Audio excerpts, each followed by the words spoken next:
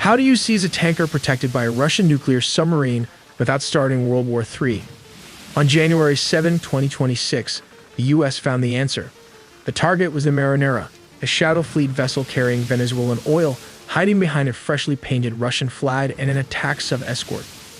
Moscow tried to block the U.S. Coast Guard, but American, British, and European air power changed the game. These advanced P-8 Poseidon and Seahawk helicopters started dropping a net of sonobuoys from the sky, clearing the path for the cutter Monroe to seize the ship. Here's how it happened. On Wednesday, January 7, 2026 morning in the North Atlantic, a geopolitical chess game turned into a kinetic military operation. The United States, enforcing a strict blockade on Venezuelan oil Moscow had explicitly placed under its protection. This is part one on what is a shadow fleet. The operation was the climax of a weeks-long standoff rooted in the U.S. government's aggressive new, complete blockade of Venezuela. The target is this vessel, originally the Bella 1, a rusting 15-year-old tanker identified by U.S. intelligence as part of the Shadow Fleet, a network of vessels used by Russia, Iran, and Venezuela to transport illicit oil and bypass sanctions. But how is Russia involved?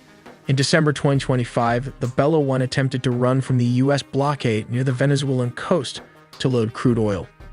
When intercepted by the U.S. Coast Guard in the Caribbean, the captain refused to stop, shut off the ship's transponder, going dark, and fled into the open Atlantic, initiating a 4,000-mile pursuit. What tactics and deception did they follow? During its flight across the Atlantic, the crew frantically attempted to change the ship's lethal identity to make it untouchable. They repainted the hull, renaming the ship the Marinera, and raised the Russian flag. Moscow simultaneously added the ship to its official registry, asserting that any attack on the vessel was an attack on the Russian Federation. As the tanker steamed toward the strategic gap between Iceland and the United Kingdom, Russia dramatically escalated the stakes. Intelligence confirmed that Moscow had dispatched an attack submarine, likely a formidable Yasin or Akula class, with explicit orders to escort and safeguard the vessel. This was a calculated denial of area threat. By lurking silently beneath the waves, Russia hoped to force a retreat from the U.S. Coast Guard cutter, which lacked the heavy weaponry to engage a submarine. To complicate matters further, Russian warships were reported in the vicinity, creating a defensive screen that forced American commanders to proceed with extreme caution, knowing that one wrong move could spark an accidental naval war. Despite the silent threat lurking below, U.S., British, and European command gave the green light to seize the vessel. Their strategy was bold: neutralize the Russian submarine not with torpedoes, but with overwhelming air superiority. Leading the surface chase was the U.S. Monroe, a Legend-class cutter that had stalked the Marinera for weeks through brutal Atlantic swells. But before the Monroe could make its move, the sky had to be secured. U.S. and British P-8 Poseidons swarmed the sector, dropping a net of sonobuoys to track the Russian sub's every movement, while KC-135 Stratotankers kept the surveillance dragnet aloft 24/7. The British Royal Air Force joined the hunt, deploying Revit joint aircraft to strip Moscow's communications bare. At dawn on January 7th, the trap snapped shut. The P-8s effectively boxed out the submarine, signaling that any aggression would guarantee its own destruction. With the underwater threat pinned down, the Monroe closed the distance. The Atlantic seas were too violent for small boats, so the operators went vertical. In a precision assault, special operations teams fast-roped from hovering helicopters directly onto the tanker's deck. Within minutes, they secured the bridge, cut the engines, and raised the American flag. The Marinera was theirs. But to truly understand the power of these Seahawk helicopters and the strategy driving the Coast Guard, we have to turn our eyes to the United States military. We'll also look at how amphibious warships, destroyers, and MQ-9 Reaper drones operate in a coordinated manner to create an oil and drugs blockade near Venezuela. The warships and destroyers act as command centers and launching platforms, deploying helicopters and surface-to-surface missiles for direct attacks. Meanwhile, MQ-9 Reaper drones provide continuous aerial surveillance and real-time intelligence, using advanced sensors to locate and track targets with great precision. These drones can also carry and launch precision-guided missiles to strike vessels. This integrated approach enables rapid detection, tracking, and multi-directional strikes, combining the firepower and mobility of ships and helicopters with the extended reach and endurance of drones. Together, they effectively intercept and block Venezuela oil vessels and drug boats. Now let's take a closer look at the strategy and basic process of how MH-60 Seahawk helicopters are launched from amphibious warships. The operation begins in the Amphibious Ships Command Center, where intelligence about suspicious vessel activity is gathered and analyzed. Once a potential target is identified, preparations for launch begin. The MH-60 Seahawk takes off vertically or with a short rolling start from the ship's flight deck. Its folding rotor blades and compact design allow it to operate efficiently in the limited space available on the ship. As the helicopter quickly climbs to an operational altitude and moves toward the area of interest, it begins its hunt for targets. But how does it hunt its target search and acquisition? Using advanced onboard radar, electro-optical and infrared sensors, and communication links with the ship and other reconnaissance platforms, the Seahawk searches the waters for fast-moving vessels believed to be involved in narcotics trafficking.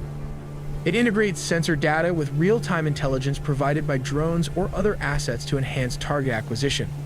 After locating the narco-terrorist boat, the MH-60 Seahawk strikes with precision and coordination. It carries AGM-114 Hellfire missiles, which are advanced air-to-surface weapons designed to destroy or severely disable hostile vessels from a safe distance.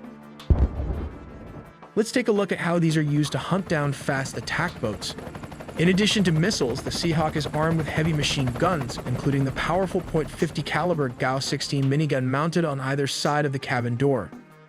These guns provide sustained suppressive fire that is highly effective at disabling smaller boats which might evade missile strikes or in situations where missile use is not feasible. The machine guns also deliver defensive fire to protect the helicopter, enabling continuous pressure on hostile vessels during interdiction operations. Together, these weapons allow the MH-60 Seahawk to carry out swift and accurate strikes on narco-terrorist boats. Whether engaging targets with Hellfire missiles from long range or using precision machine gun fire at closer quarters, the Seahawk demonstrates unmatched versatility and dominance over maritime threats and interdiction missions. But why use a Seahawk helicopter when you have a long-endurance drone? The MH-60 Seahawk helicopter holds a significant advantage in maritime interdiction missions due to its advanced anti-submarine warfare capabilities, which MQ-9 Reaper drones lack. Here is a detailed comparison highlighting these advantages. MH-60 Seahawk's advantage in anti-submarine warfare. The Seahawk is equipped with a dipping sonar system and can deploy sonar buoys to detect and track submarines underwater. Upon detection, the helicopter can launch a torpedo at the target. Once launched, the torpedo, equipped with its own sonar system, will actively track and pursue the submarine until it successfully neutralizes the threat. But how do these U.S. naval and aerial surveillance track the suspected drug boat for several weeks as part of an intensified anti-narcotics campaign in the southern Caribbean? This surveillance effort combined multi-source intelligence with persistent drone monitoring to identify maritime activities linked to narco-terrorists. The vessel under observation was a 4-engine speedboat, a type specially designed for high-velocity trafficking operations. Such boats typically travel at speeds ranging from 40 to 60 knots, which is approximately 46 to 69 miles per hour. This is around 74 to 111 kilometers per hour when traversing open water. Once the boat crossed from Venezuelan territorial waters into international waters, U.S. authorities positively identified it as part of a narco-trafficker's operated smuggling mission, believed to be managed by the notorious Venezuelan criminal organization Tren de Aragua. Execution of the strike. Let us now examine how the strike was executed in detail. The MQ-9 Reaper drone responsible for the operation was most likely deployed from an amphibious naval task force operating in the southern Caribbean region. This task force included warships and Marines engaged in both exercises and active missions, from which MQ-9 drones routinely conduct surveillance and precision strike activities. These platforms provide the necessary launch and command capabilities for such unmanned aerial vehicles. The MQ-9 Reaper, an unmanned remotely piloted aircraft, tracked the high-speed speedboat from above, continuously transmitting high-definition video and sensor data back to command centers and strike coordinators on the ground or aboard naval vessels. The MQ-9 has a maximum operational ceiling of up to 50,000 feet and can loiter in the target area for up to 24 hours, affording it the endurance required to maintain precise real-time tracking of fast-moving maritime targets. After positive identification and receiving presidential authorization, The drone executed the strike by closing in on the boat. It launched a single AGM-114 Hellfire missile, a highly precise air-to-surface weapon capable of tracking and hitting fast and maneuvering targets with lethal accuracy. But how did this small missile could successfully track and hit the speedboat? Let's take a look at Hellfire missile tracking and guidance. The AGM-114 Hellfire missile is a precision weapon guided either by semi-active laser or millimeter wave radar. This means it can accurately lock onto and follow targets, even ones moving quickly on water, like a speedboat. The MQ-9 Reaper drone uses advanced onboard sensors and targeting pods to continuously track the boat, sending real-time information to the missile after it has been launched. The drone's sophisticated systems can calculate the boat's speed, direction, and maneuvers, allowing the missile's guidance to predict where the boat will be and adjust its flight path to hit the target. Speed and maneuverability matching. Hellfire missiles travel at speeds greater than Mach 1, over 760 miles per hour, 1,225 kilometers per hour, which far outpaces the speed of the boat. This allows the missile to quickly close the distance and make fine adjustments during its flight to strike a moving target. The missile's guidance system is designed to compensate for evasive maneuvers by tracking the reflected laser or radar signals bouncing off the boat. It continuously adjusts for changes in direction and speed as it hones in on the target. During the final moments, the missile locks onto the boat's heat or laser signature, greatly increasing the likelihood of a precise, successful hit even though the boat is moving fast across the water. Combined drone and missile capability.